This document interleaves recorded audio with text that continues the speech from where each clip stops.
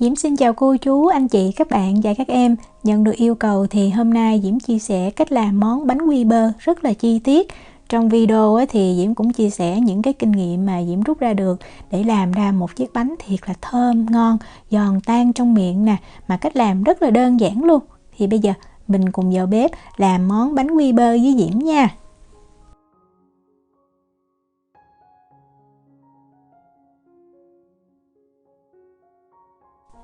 Đầu tiên Diễm sẽ đi giới thiệu về bột. Thì ở đây Diễm có cái bịch này là bột bánh ha. Tiếp theo cái bịch kế bên là bột mì đa dụng. Thì cái công thức bánh quy bơ này á, mình có thể sử dụng bột bánh hay là bột mì đa dụng đều được. Ở Việt Nam thì mình sử dụng bột mì số 8 hoặc là bột mì số 11. Về đường á, thì mình sử dụng đường bột nha.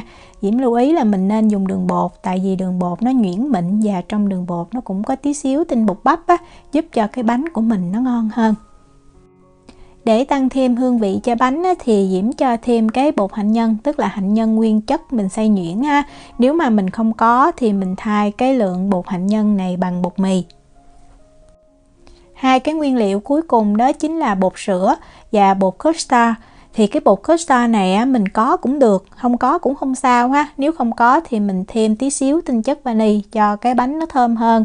Còn về bột sữa thì Diễm thấy mình nên có, tại vì nó làm cho cái bánh nó béo, nó thơm hơn và cũng tăng thêm dinh dưỡng đó. Mình dùng cái bột sữa cho em bé trên 1 tuổi uống á, là ngon. Diễm sẽ chia sẻ cái công thức mà mình sẽ làm bánh tạo hình bằng tay, không dùng cái túi bắt bông kem. Thì về bơ, ở đây Diễm có 2 phần bơ.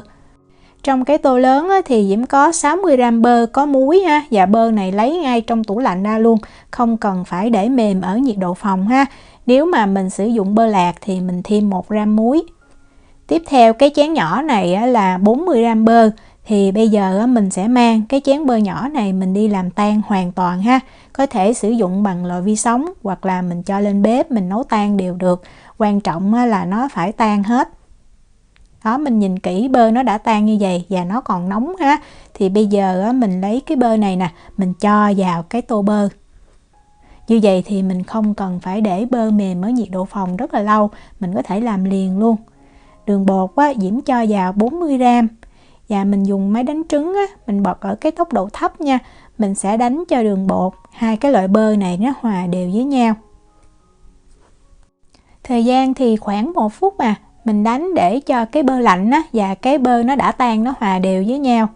Khi mà mình thấy cái hỗn hợp bơ đường nó như thế này ha, nó vẫn còn đóng một tí xíu, cái cục nhỏ cũng không sao hết, thì lúc này á, mình sẽ bật máy lên tốc độ cao nha, và mình đánh cái hỗn hợp này thêm 3 phút nữa.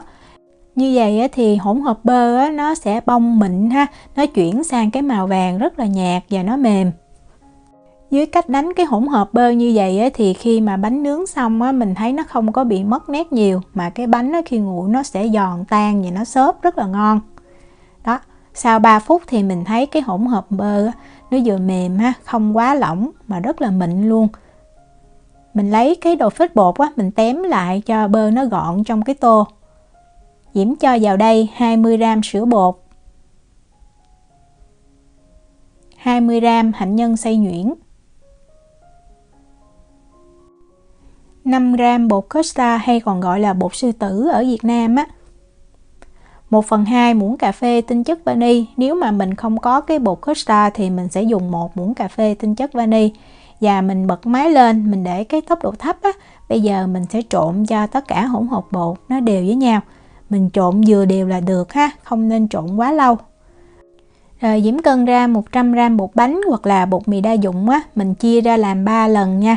Mình cho bột vào lần thứ nhất, mình bật máy cái tốc độ thấp á, mình trộn cho nó đều, không cần phải trộn lâu nha. Khi vừa thấy mà bột trắng nó không còn nữa thì mình cho tiếp cái lượng bột tiếp theo vào.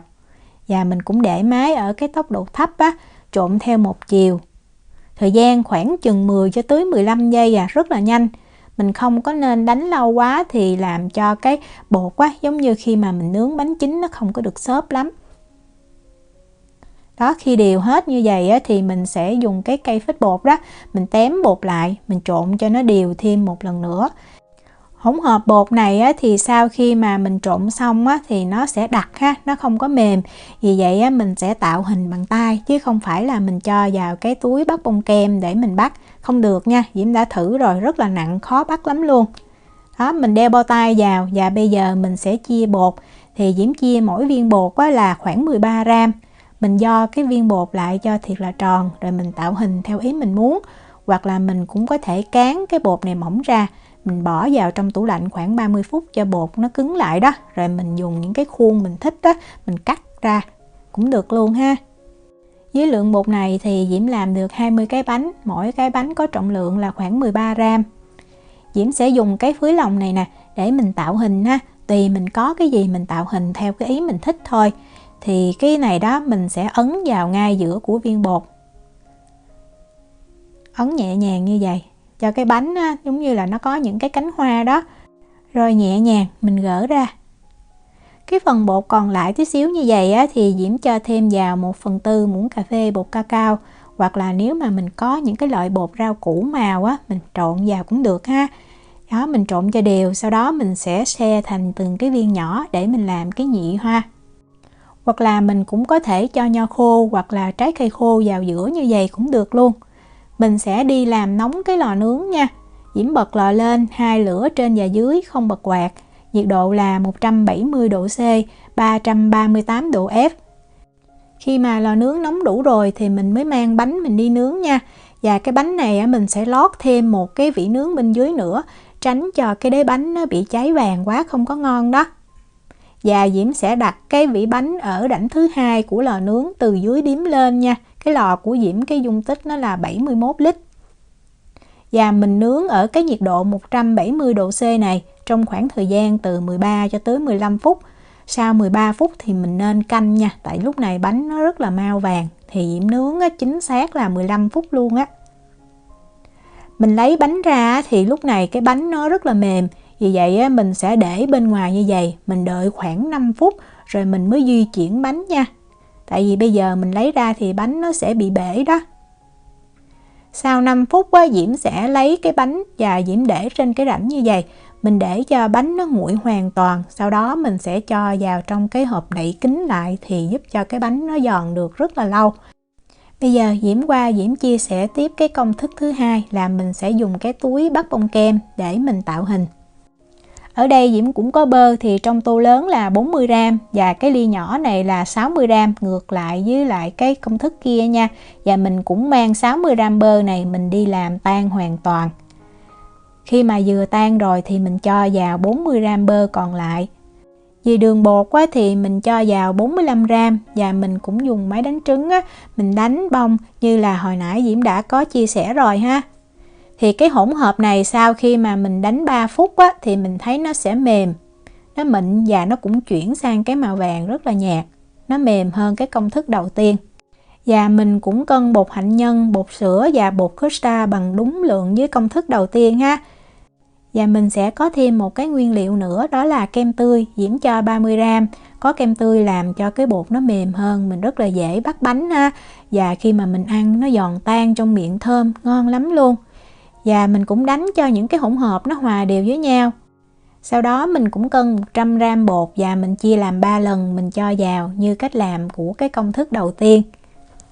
Nếu mà mình không có kem tươi thì mình thay bằng lòng trắng trứng nha. Lượng lòng trắng trứng cũng là 30 gram luôn. Hỗn hợp bột này Diễm thấy nó vừa đủ cái độ mềm để mình dùng cái túi bắt bông kem mình tạo hình. Và cái lượng bơ bột nó cũng vừa đủ để khi mà mình nướng nó không có bị mất nét, thơm ngon ha. Để tạo hình thì mình sẽ dùng cái đuôi bắt bông kem. Ở đây Diễm có 2 cái. Cái này thì mình nhìn kỹ mình thấy là cái đảnh nó sâu hơn. Vì vậy khi mà mình nặn bột ra thì những cái cánh, mình gọi là cánh hoa đi, nó rõ ràng nhưng mà nó mỏng. Trong khi cái này mình thấy nó không phải là quá khít. Những cái đảnh thì khi mà mình nặn ra cái đường viền nó không rõ, nhưng mà Diễm thấy mình nướng xong nó lại đẹp hơn. Thì tí xíu nướng xong Diễm sẽ quay 2 cái cho mình xem.